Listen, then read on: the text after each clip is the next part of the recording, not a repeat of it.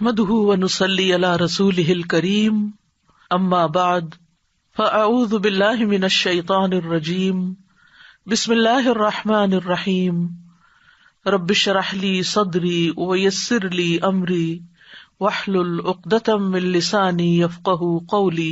سورۃ یاسین نحمده ونصلي على رسوله الكريم اما بعد فاعوذ بالله من الشيطان الرجيم بسم الله الرحمن الرحيم یاسین والقرآن الحکیم انك لمن المرسلین علی صراط مستقیم تنزیل العزیز الرحیم لتنذر قوما ما انذر آباؤهم فهم غافلون لقد حق القول على أكثرهم فهم لا يؤمنون إنا جعلنا في أعناقهم أغلالا فهي إلى الأذقان فهم مقمحون وجعلنا من بين أيديهم سدا ومن خلفهم سدا فأغشيناهم فهم لا يبصرون وسواء عليهم أأنذرتهم أم لم تنذرهم لا يؤمنون إنما تنذر من اتبع الذكر وخشي الرحمن بالغيب فبشره بمغفرة وأجر كريم إنا نحن نحيي الموتى ونكتب ما قدموا وآثارهم وكل شيء أحصيناه في إمام مبين۔ شروع کرتی ہوں اللہ کے نام سے جو بے انتہا مہربان نہایت رحم فرمانے والا ہے۔ یاسین، قسم ہے قرآن حکیم کی، تم یقیناً رسولوں میں سے ہو، سیدھے راستے پر ہو، اور یہ قرآن غالب اور رحم کرنے والی ہستی کا نازل کیا ہوا ہے تاکہ تم خبردار کرو ایک ایسی قوم کو جس کے باپ دادا خبردار نہ کیے گئے تھے اور اس وجہ سے وہ غفلت میں پڑے ہوئے ہیں۔ ان میں سے اکثر لوگ فیصلہ عذاب کے مستحق ہو چکے ہیں، اسی لیے وہ ایمان نہیں لاتے۔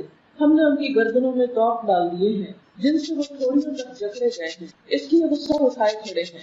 ہم نے ایک دیوار ان کے آگے کھڑی کر دی ہے اور ایک دیوار ان کے پیچھے، ہم نے انہیں ڈھانپ دیا ہے، اب انہیں کچھ نہیں سوچتا، ان کے لیے برابر ہے، ہاں تم انہیں خبردار کرو یا نہ کرو، وہ نہیں مانیں گے۔ تم تو اسی شخص کو خبردار کر سکتے ہو جو نصیحت کی پیروی کرے اور دن دیکھے خدائے رحمان سے ڈرے، اسے مغفرت اور اجر کریم کی بشارت دے دو۔ ہم یقیناً ایک روز مردوں کو زندہ کرنے والے ہیں، جو کچھ کام انہوں نے کیے ہیں وہ سب ہم لکھتے جا رہے ہیں، اور جو کچھ آثار انہوں نے اپنے پیچھے چھوڑے ہیں وہ بھی ہم لکھ رہے ہیں۔ ہر چیز کو ہم نے ایک کھلی کتاب میں درج کر رکھا ہے۔ یہ سورۃ یاسین کا پہلا رکوع تھا جو میں نے آپ کے سامنے پڑھا اور اس کا ترجمہ بھی آپ نے سنا۔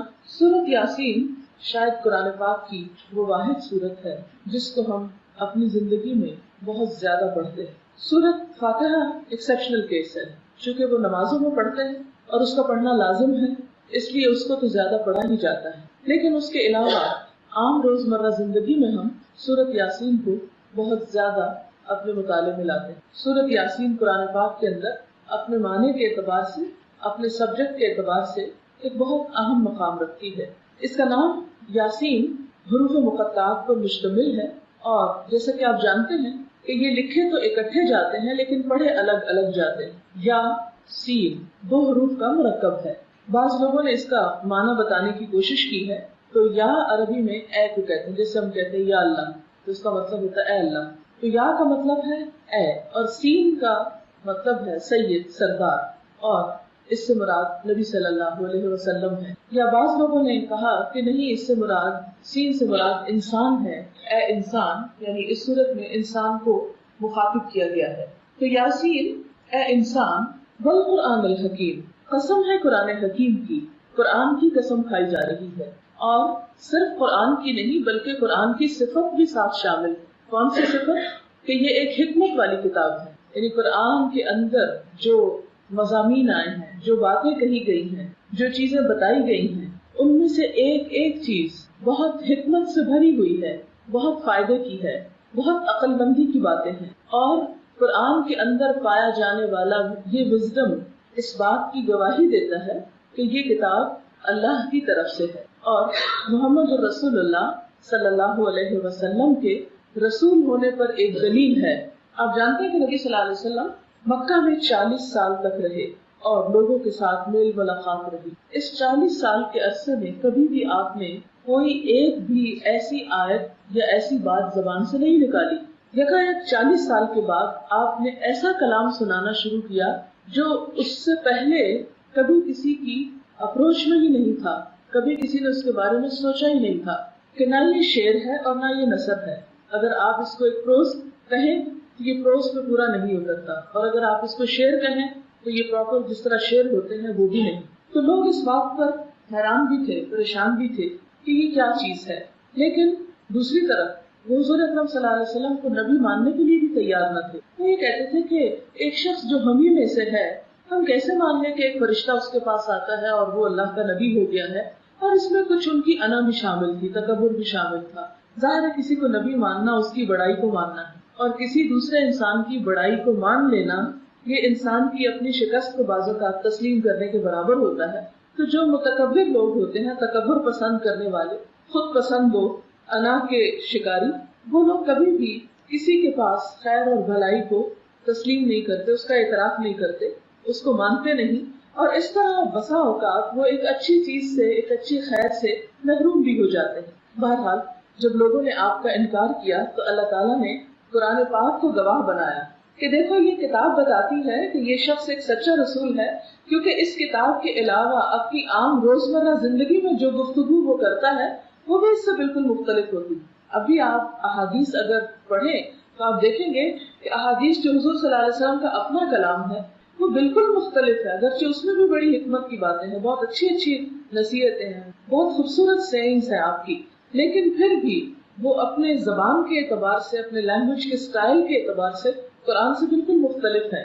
بعض اوقات ایک ہی آیت کی تفسیر ہوتی ہے ایک حدیث، لیکن حدیث کے الفاظ میں وہ چیز نہیں ہوتی جو قرآن کے الفاظ میں ہوتی. تو انکار کرنے والوں کو یہ دلیل دی جا رہی ہے کہ دیکھو اس قرآن کے الفاظ پر، اس کی حکمت کے اوپر، اس کے معنی کے اوپر غور کرو تو تمہیں خود ہی اس بات کی دلیل مل جائے گی کہ محمد رسول اللہ صلی اللہ علیہ وسلم ایک سچے رسول ہیں. اِنَّكَ لَمِنَ الْمُرْسَلِينَ عَلَىٰ صِرَاطٍ مُسْتَقِيمٍ، اور سیدھے راستے پر ہیں. وہ لوگوں کو صحیح راستے کی رہنمائی کر رہے ہیں اور خود بھی اس کو فالو کر رہے ہیں. تنزیل العزیز الرحیم، یہ قرآن ایک ایسی ہستی نے بھیجا ہے جو بہت زبردست ہے، بہت قوت والی ہے، اور دوسری طرف رحم کرنے والی بھی ہے. یعنی اگر کوئی شخص اس کی نافرمانی کرے تو اس کو پکڑ بھی سکتا ہے، یعنی اللہ تعالیٰ، اور دوسری طرف انسان کے گناہوں کے باوجود اس کو مہلت دیتا ہے تاکہ شاید انسان کبھی پلٹ آئے. اور یہ قرآن بھیجا کیوں گیا؟ قرآن حکیم کی قسم کھا کے بتایا جا رہا ہے کہ یہ کیوں آیا ہے، یہ کتاب کس لیے آئی ہے. لِتُنذِرَ قَوْمًا مَّا أُنذِرَ آبَاؤُهُمْ، تاکہ تم ایسے لوگوں کو خبردار کرو، بتاؤ کہ جن کے باپ دادا کو بتایا نہیں گیا تھا. اور آپ دیکھیں کہ ہر جنریشن میں یہ بات کتنی سچی ہے کہ تم اس جنریشن کو اس کتاب کی طرف لاؤ، کیونکہ ان کے آباء و اجداد اس سے دور رہے، لہٰذا وہ ہدایت سے بہت دور ہو گئے. فَهُمْ غَافِلُونَ، تو وہ غفلت میں پڑ گئے. تو اس سے یہ پتہ چلتا ہے کہ اسلام کسی وراثت کا نام نہیں. مسلمان ہونا صرف ورثے میں نہیں ملا کرتا. کسی کے گھر پیدا ہو جانے سے کوئی شخص صرف مسلمان نہیں بن جایا کرتا. مسلمان بننے کے لیے ہر شخص کو انڈیویجول ایفرٹ کی ضرورت ہے. ہر شخص کو ڈائریکٹ اپنے رب کے اپروچ کی ضرورت ہے، اپنے رب کے ساتھ ایک تعلق کی ضرورت ہے. کوئی شخص یہ نہیں کہہ سکتا کہ میرے ماں باپ چونکہ بہت نیک انسان تھے اس لیے میں بھی نیک ہوں. نہیں، ہر شخص کی نیکی اور اس کا کردار اور اس کا اخلاق اور اس کا عمل اس کے اپنے ساتھ ہے. بعض اوقات اولاد ماں باپ سے بھی بڑھ کر نیک ہوتی، اور بعض اوقات نیک ماں باپ کی اولاد بھی بہت نالائق ہو سکتی ہے.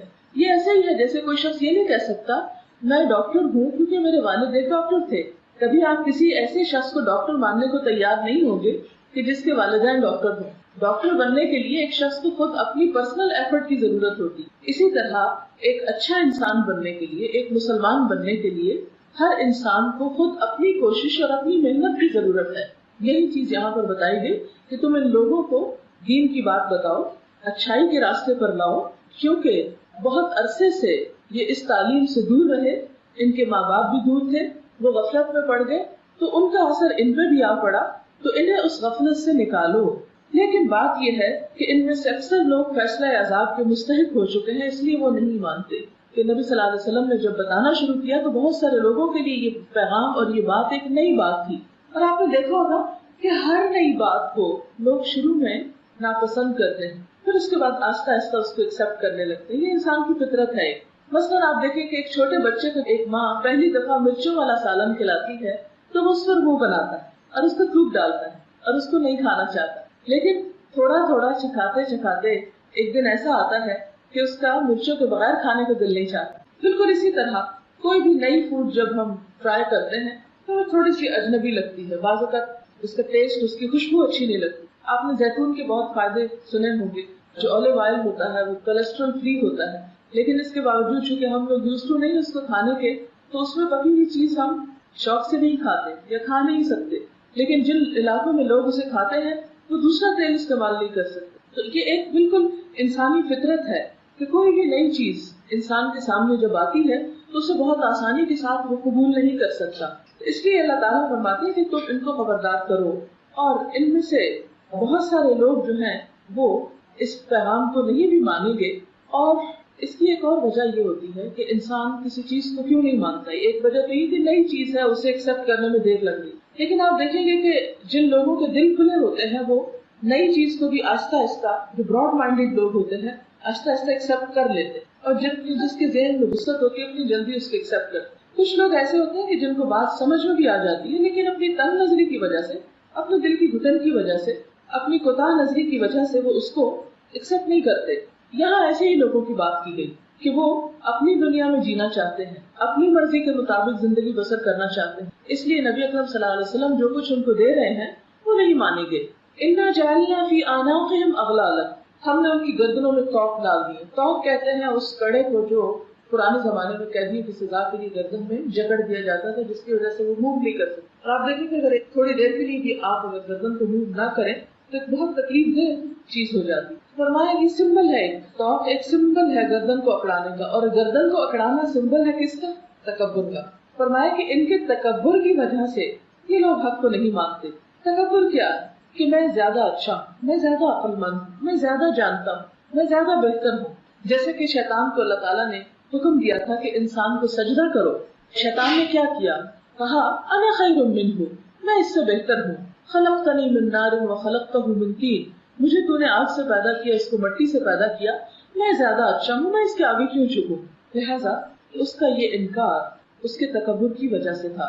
اسی لیے جو لوگ دنیا میں تکبر کا شکار ہوتے ہیں، اپنے آپ کو بڑی چیز سمجھتے ہیں، وہ اللہ کی بات پر توجہ بھی نہیں دیتے، اسے سننا ہی نہیں چاہتے، اور سن کر اس پر عمل بھی نہیں کرنا چاہتے. کیونکہ بسا اوقات تکبر کی وجہ سے وہ قبول نہیں کرتے، اور بسا اوقات اس لیے قبول نہیں کرتے کہ پھر اسے قبول کر کے انہیں اپنی کچھ عادتوں کو چھوڑنا پڑتا. اور وہ سمجھتے ہیں کہ ان چیزوں کو چھوڑنے سے ان کی وہ شان و شوکت میں شاید کچھ کمی آ جائے، اس لیے وہ بات ماننے سے انکار کرتے ہیں. پھر فرمایا وَجَعَلْنَا مِن بَيْنِ أَيْدِيهِمْ سَدًّا، ہم نے ایک دیوار ان کے آگے کھڑی کر دی. وَمِن خَلْفِهِمْ سَدًّا، ایک دیوار ان کے پیچھے ہے. فَأَغْشَيْنَاهُمْ، اوپر سے بھی ڈھانپ دیا ہے. فَهُمْ لَا يُبْصِرُونَ، وہ دیکھ ہی نہیں سکتے. یعنی جب ایک شخص اپنے آپ کو بڑی چیز سمجھنے لگتا ہے تو پھر اس تکبر کی وجہ سے اللہ تعالیٰ اس کو ایک سزا دیتے. اور وہ سزا کیا ہوتی ہے کہ اس کو حق بات سمجھنے کی توفیق نہیں دیتے. اور اس کو اس سے تشبیہ دی گئی کہ جیسے کسی شخص کے آگے بھی دیوار ہے. مثلا اس وقت ہم ایک کمرے میں بیٹھے ہوئے ہیں، ہمارے سامنے بھی دیوار ہے، ہمارے پیچھے بھی دیوار ہے، اور ہمارے سر پہ بھی چھت ہے. لہٰذا ہم اس کمرے سے باہر کچھ نہیں دیکھ سکتے. بالکل تکبر کرنے والا شخص اپنی ذات اور انا کے خول میں اس طرح بند ہو جاتا ہے کہ وہ نہ آگے دیکھ سکتا ہے نہ پیچھے دیکھ سکتا ہے، نہ اسے اپنے مستقبل کی کوئی فکر ہوتی ہے اور نہ اپنے ماضی سے کوئی سبق لیتا ہے. اور اوپر سے بھی ڈھانکے ہوئے کہ اللہ کی طرف اس کا کوئی دھیان نہیں ہوتا، توجہ نہیں ہوتی، رجحان نہیں ہوتا، تعلق نہیں ہوتا. لہٰذا ان کو کوئی بات بھی سمجھ نہیں آتی، ان کو فائدہ ہی نہیں ہوتا. پھر فرمایا وَسَوَاءٌ عَلَيْهِمْ، ان کے لیے برابر، ایسے لوگوں کے لیے برابر ہے. کیا؟ أَأَنذَرْتَهُمْ، خواہ تم ان کو ڈراؤ، أَمْ لَمْ تُنذِرْهُمْ، یا نہ ڈراؤ، لَا يُؤْمِنُونَ، وہ نہیں مانیں گے. یعنی آپ ان کو کوئی نصیحت کریں یا نہ کریں، خبردار کریں یا نہ کریں، کوئی ڈر والی آیت سنائیں یا نہ سنائیں، وہ سب سنی انسنی کر دیتے ہیں، ان کو کچھ سمجھ نہیں آتی. یہ بالکل ایسے ہی جیسے اس کمرے کے باہر اگر کوئی چیخ چلا رہا ہو، پکار رہا ہو، تو ہمیں کچھ پتہ نہیں چلے گا کہ کوئی رو رہا ہے. اس چھت پہ اس وقت کوئی رو رہا ہو، چلا رہا ہو، ہمیں تو کچھ خبر نہیں کہ کیا ہو رہا ہے، کیونکہ ہم تو اس کے اندر بند ہیں. تو بالکل اسی طرح متکبر شخص جب اپنی ذات کے خول میں بند ہوتا ہے تو اللہ تعالیٰ اس پہ ہدایت کے دروازے بند کر دیتے ہیں، اور پھر ان پر کوئی نصیحت کی بات اثر کرتی ہی نہیں. اس لیے کہ وہ ہر وقت اپنے خیالوں، اپنی دنیا اور اپنی ہی آپ میں رہتے ہیں. اس لیے حق کی بات، ہدایت کی بات ان کے دلوں تک نہیں پہنچتی. فرمایا انما تنذر من اتبع الذکر، وخشی الرحمن بالغیب، تم تو اس کو ڈرا سکتے ہو کہ جو غائبانہ طور پر اپنے رب سے ڈرے، یعنی تنہائی میں بھی جس کو اپنے رب کا احساس ہو، جو بن دیکھے اپنے رب سے ڈرے، یعنی کسی نے اللہ کو دیکھا نہیں لیکن اس کے باوجود وہ شخص جو غیب کے پیچھے یا اس پردے کے پیچھے اپنے رب کو محسوس کر سکے، اسی پر یہ کلام نصیحت اثر کرتا ہے۔ آپ دیکھیں کہ جیسے اس وقت میں بات کر رہی، میری بات آپ کے کانوں سے ٹکرا رہی، لیکن بسا اوقات ایسا ہوتا ہے کہ کچھ لوگوں کے صرف کانوں تک نہیں ٹکراتی، دل تک بھی اترتی۔ اب دل جو ہے وہ سامنے ایکسپوز نہیں ہے، وہ تو بہت پردوں کے اندر چھپا ہوا، لیکن جو شخص دلچسپی لیتا ہے ایک بات کے اندر، وہ آواز جو ہمیں نظر نہیں آتی، وہ آواز کان سے دل تک پہنچتی ہے اور دل سے پورا جسم پہ اثر کرتی ہے، سارا جسم پوری باڈی اس میں انوالو ہو جاتی ہے۔ اسی طرح ایک شخص جو اللہ تعالیٰ سے ایک تعلق رکھتا ہے، اللہ کی عظمت کو محسوس کرتا ہے، تو اللہ تعالیٰ ہاں پردے کے پیچھے چھپا ہوا ہے لیکن وہ اس کے پریزنس کو فیل کر سکتا ہے، یہ اس کے اپنے احساسات کی بات ہے۔ تو جو اس قابل ہو کہ پردے کے پیچھے ذات کو محسوس کر سکے، پھر وہ اس کی بات کو بھی اپنے اندر ایبزارب کر سکتا ہے۔ ایسے لوگوں کے لیے جزا کیا ہے؟ فبشرہ بمغفرۃ، آپ انہیں بخشش کی خوشخبری دیں کہ اللہ تعالیٰ ان کے گناہوں کو معاف فرما دیں گے، وہ اجر کریم، اور بہت باعزت اجر کی، یعنی انہیں جزا ملے گی، انعام ملے گا لیکن بہت عزت کے ساتھ۔ انا نحن نحیی الموتى، بے شک ہم زندہ کریں گے مردوں کو، ونکتب ما قدموا، اور ہم لکھ رہے ہیں جو وہ آگے بھیجتے ہیں، وآثارہم، اور ان کے آثار، وکل شیء احصیناہ فی امام مبین، اور ہر چیز کو ہم نے ایک کھلی کتاب میں لکھ رکھا ہے۔ یہاں پر انسان کو ایک بہت بڑی حقیقت کی طرف توجہ دلائی گئی، اور وہ حقیقت کیا ہے کہ اے انسان، اس بات کو کبھی نہ بھولنا کہ تجھے مرنے کے بعد پھر زندہ ہونا، سونے کے بعد پھر جاگنا۔ ایک بہت بڑی حقیقت ہے جس کا ہم ہر روز مشاہدہ کرتے ہیں، ہر روز ہم خود ایکسپیرینس کرتے ہیں کہ ہم دن کے کام کاج کے بعد تھک جاتے ہیں، پھر ہم سو جاتے ہیں۔ سونے کے بعد ہم سن نہیں سکتے، دیکھ نہیں سکتے،